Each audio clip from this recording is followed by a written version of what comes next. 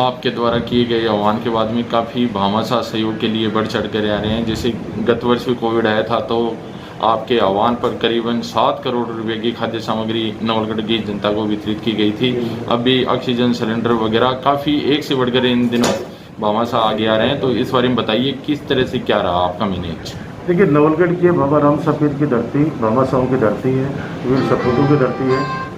और जब जब भी कोई भी ऐसी प्रकृति की आपदा आई है आम जनता के ऊपर, भामाशाहों ने खुलकर हमें सहयोग किया है हमारी अपील पे।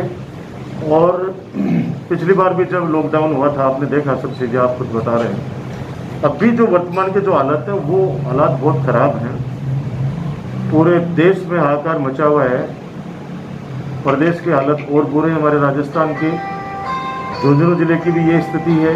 ऑक्सीजन की कमी की वजह से आज आम जनता को बहुत तकलीफ हो रही है। लेकिन मैं इतना कह सकता हूँ कि सरकारें, अकेली सरकार और भामाशाह मिलकर कुछ नहीं कर सकते। आम जनता को सोचना चाहिए कि हम बिना काम के बेवजह बाहर नहीं निकलें, खुद की जान की सुरक्षा भी करें, अपने परिवार की भी जीवन की रक्षा करें। क्योंकि हम लोग सिर्फ जागरूकता के लिए अपील कर सकते हैं। और जहाँ पुलिस प्रशासन ने सख्ती दिखाई है, वहाँ भी हम लोग ये कोशिश करते हैं कि सख्ती नहीं लगे, कम से कम आदमी खुद ही अपने हिसाब से सोच के और खुद भी घर में रहे, सुरक्षित रहे, दूसरों को भी इस बात के लिए जागरूक करें। भामाशाहों ने अभी मैं धन्यवाद देना चाहूँगा हमारी सूरत के अंदर जो नवलगढ़ नागरिक समिति है, उनके सभी पदाधिकारियों का। राधे राधे एक ग्रुप है हमारे झुंझुनू जिले का, युवा साथी है, जो संतोष हाकिम जी का लड़का, मेरा खास दोस्त संतोष कैलाश हाकिम, इन लोगों ने मिलकर सिलेंडर भी भिजवाए हैं, हमारे यहाँ पे मास्क भी भिजवाए हैं, सैनिटाइजर भी भिजवाए हैं और कई इक्विपमेंट्स भिजवाए हैं। उन्होंने वादा किया है कि आप चिंता मत करो, हम आपको और जब भी आवश्यकता पड़ेगी गाड़ियाँ यहाँ से रवाना कर देंगे। उनके अलावा भी बहुत से लोगों ने और सामग्री भेज के, संसाधन भेज के लोगों की जान बचाने के अंदर अपना योगदान दे रहे हैं। हमारा खुद का जो ट्रस्ट है, श्री विद्या कल्याणम ट्रस्ट है, उसके ट्रस्ट के माध्यम से भी आज परशुरामपुरा CSC से लेके और हम लोग पूरे नवलगढ़ तहसील के अंदर CSC PSC तक हम सैनिटाइजर और PPE किट की व्यवस्था हम करा रहे हैं ताकि लोगों को वो व्यवस्था मिल सके। मैं आपके माध्यम से अपील करना चाहता हूँ कि राजस्थान की सरकार, हमारे राजस्थान के लोकप्रिय मुख्यमंत्री आदरणीय अशोक गहलोत खुद अस्वस्थ होते हुए भी 18 घंटे काम कर रहे हैं, लोगों से अपील कर रहे हैं। और पूरा जो बजट है वो पूरा का पूरा बजट लोगों की जान बचाने के लिए सरकार ने लगा दिया है। इसमें आम जनता को सहयोग करके सरकार की भावना, हमारी भावना, उसकी कदर करते हुए और हमें मजबूर नहीं करे कि पुलिस प्रशासन सख्ती दिखाए, स्वयं इस बात को समझें। और ऐसे इस घड़ी के अंदर अगर खुद अपनी जान की परवाह कोई व्यक्ति नहीं कर पा रहे तो वो व्यक्ति किसी का सगा नहीं होगा। आप सोचिए कि हमारे डॉक्टर्स, हमारा प्रशासन, हमारे पुलिसकर्मी, हमारे बिजली विभाग के कर्मचारी, हमारे जलदाय विभाग के कर्मचारी, हमारे पंचायत राज संस्था के कर्मचारी, हमारे नगर पालिका के कर्मचारी, यानी जो भी इस आपदा के लिए जो जूझ रहे हैं, जो फ्रंट लाइन के जो हमारे वर्कर हैं, वो आप पत्रकार भी उसमें शामिल हैं, अपनी जान जोखिम में डालकर लोगों की मदद कर रहे हैं।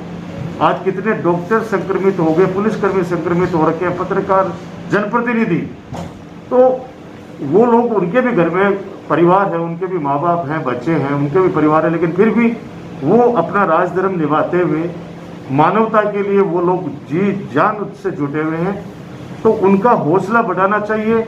और मैं आपके माध्यम से एक अपील और करना चाहूँगा कि ये जो फेसबुकिये हैं, इन फेसबुकियों से कहना चाहता हूँ कि खुद कुछ नहीं कर सकते किसी के लिए, तो कम से कम जो लोग कर रहे हैं उनका हौसला प्लीज़ तोड़िए मत।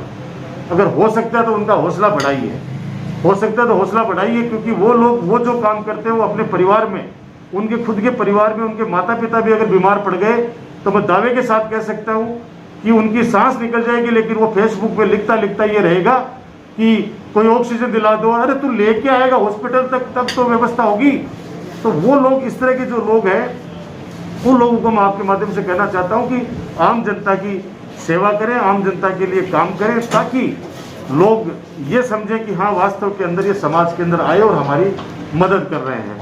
अभी राजस्थान सरकार से 40 वेंटिलेटर नवलगढ़ के लिए हमने सैंक्शन करा दिए। लगभग 11 करोड़ रुपए के इक्विपमेंट्स वो सारे स्वीकृत हो गए हैं। फेज वाइज वो आते रहेंगे, कभी जैसे आज ये सिलेंडर्स हैं, कल दूसरे आएंगे, 5 दिन बाद दूसरे आएंगे। दूसरा, 2 जो ऑक्सीजन प्लांट लगने जा रहे हैं उनका काम भी हम शुरू कर रहे हैं। श्री सीमेंट के माध्यम से CSR फंड से उन लोगों ने हमसे वादा किया कि 50 लाख रुपए तक श्री सीमेंट के पदाधिकारियों ने कहा है कि हम नवलगढ़ अस्पताल में इस महाबीमारी से निपटने के लिए जो सहयोग भी श्री सीमेंट कर सकती है, तो उन्होंने 50 लाख रुपए की लागत से एक वार्ड को गोद लेने के लिए उन्होंने हाँ करी है। बहुत जल्दी हम चाहते हैं कि जिस प्रकार से तीसरी लहर का सुना है कि बच्चों के लिए आने वाली तीसरी जो लहर वो खतरनाक होगी, तो हम चाहते हैं कि एक NICU भी तैयार कर दें ताकि आने वाले समय बच्चों के भी हम लोग केयर कर सकें। तो 50 लाख रुपए की लागत से CSR फंड से श्री सीमेंट ने भी नवलगढ़ के अस्पताल के अंदर एक वार्ड को गोद लेने का वादा किया है। वो जल्दी आके धरातल पे काम करना शुरू कर देंगे। इसके अलावा मैं फिर एक बार पुनः आपके माध्यम से अपील करना चाहता हूँ, आप जनता से घर में रहें, सुरक्षित रहें, अपना भी ध्यान रखें, अपने परिवार का भी ध्यान रखें, खुद भी बचें, दूसरों को बचाएं। एक देखने में आ रहा है कि जब कभी भी PMO साहब से बात की जाती है ऑक्सीजन पूर्ति के लिए, तो आपका काफ़ी अहम रोल उसके अंदर आ रहा है कि आप डेली अपडेट लेते हैं शाम को, और ऑक्सीजन की कहीं भी अभी तक उप जिला अस्पताल में कोई कमी नहीं। किस तरह से आप मॉनिटरिंग करते हैं ये काम को? देखिए, एक एक व्यक्ति की जीवन हमारे लिए बहुत अहमियत रखता है। हमारा शुरू से संकल्प है कि दवा के अभाव में, खून के अभाव में, इलाज के अभाव में किसी व्यक्ति की जान नहीं जानी चाहिए। बाकी बचाने वाला बाबा राम सा पीर है। वर्तमान के हालात बिल्कुल अलग है। हम तो कभी सोच भी नहीं पाए, कभी सपने में भी नहीं सोचा, न कभी कहीं कोई इतिहास में पढ़ा कि इस तरह से भी कोई बीमारी आएगी जो मानव जाति के लिए संकट पैदा कर देगी, संपूर्ण मानव जाति के लिए। आज देखिए, तकलीफ तो जब होती है जब गंगा किनारे इतनी लाशें मिल रही हैं, और वहीं भारतीय जनता पार्टी की सरकार है उत्तराखंड के अंदर, वो माननीय मुख्यमंत्री जी कह रहे हैं कि गंगा जी के अंदर जो नहाएगा उसके कोरोना नहीं होगा, गंगा जी में डुबकी लगाएगा उसके कोरोना नहीं होगा। आज गंगा मैया के यहाँ पे 200, 250 लाशें तैर कर आ रही हैं। मुझे तो दुख होता है कि आज हमारे झुंझुनू जिले के अंदर भारतीय जनता पार्टी के सांसद हैं, कल पधारे थे वो नवलगढ़। मैं उनका तहे दिल से स्वागत करता हूं कि उन्होंने हिम्मत दिखाई कि वो हर तहसील के अंदर जाकर देख रहे हैं व्यवस्थाएं। लेकिन मैं उनसे ये भी विनम्र निवेदन करना चाहता हूं कि आप केंद्र सरकार के अंदर, जिस सरकार के अंदर आप सांसद हैं, कृपया करके ऑक्सीजन की व्यवस्था करवाएं। कल आके आप देख के चले गए, ये देखने वाला सिस्टम नहीं है, इसमें व्यवस्था करने का आपको MP कोटे से कुछ देना चाहिए था। आप जहाँ भी जा रहे हैं MP कोटे से कुछ दीजिए। अगर आप MP कोटा आपका अगर उन्होंने मोदी जी ने ले लिया है, तो कम से कम उनसे ये तो रिक्वेस्ट करो कि झुंझुनू जिले की जनता ने मुझे वोट दिया है, हमें जिला प्रमुख बनाया है, हमें सांसद बनाया है, तो आप कम से कम कुछ तो व्यवस्था करें उसके अंदर आके। सिर्फ आके अभी बातों के सहारों वाला मामला नहीं है। ये बीमारी बातों के सहारे की आवश्यकता नहीं है किसी को। अभी लोगों को ऑक्सीजन की आवश्यकता है। जिस प्रकार से हमने हमारे दोस्तों से झोली फैलाकर हमने गुजरात से अभी 25 सिलेंडर बड़े मंगवाए हैं। गवर्नमेंट के राजस्थान सरकार के अंदर 11 करोड़ रुपए की हमने इक्विपमेंट्स यहाँ पे मंगवाए हैं जो लोगों की जीवन रक्षक के रूप में काम करेंगे। तो केंद्र सरकार से कुछ तो लाओ। सिर्फ आकर यहाँ पे क्या देखने आए थे, मेरे तो ये समझ में नहीं आ रहा।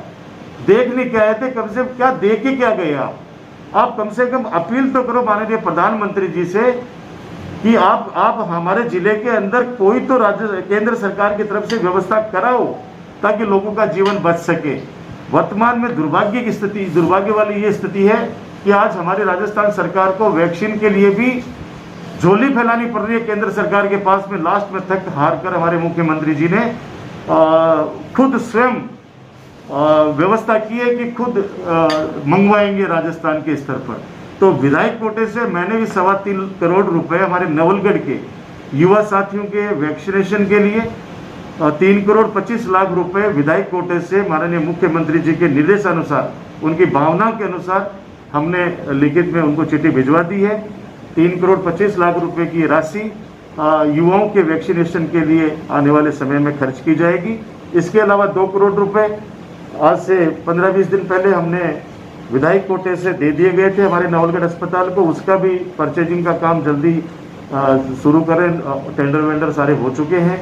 पैसे की कमी की वजह से किसी व्यक्ति की जान नहीं जाने दी जाएगी, लेकिन जो संसाधन है राजस्थान सरकार अपने हिसाब से जी जान लगाई कर रही है।